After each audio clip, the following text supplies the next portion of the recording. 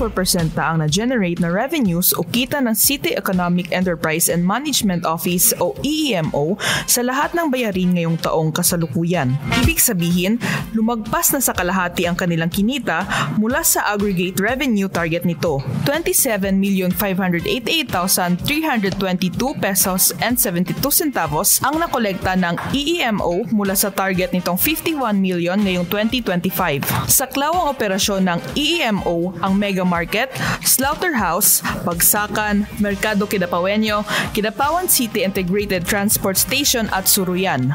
Katuwang ng EEMO sa revenue generation efforts ng city government ang Office of the City Treasurer.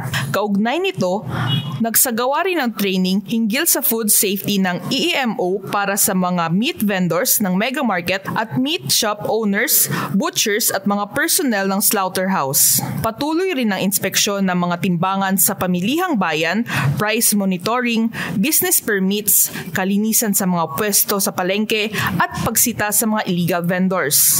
Patuloy namang isinasaayos ang mga pasilidad na pinatatakbo ng EEMO para makapagbigay ng maayos, malinis at kaaya-ayang serbisyo publiko para sa lahat. Para sa Let's Go Luntian Kidapawan Report, ako si Jelay Kakit, Kanansyal ng City Information Office.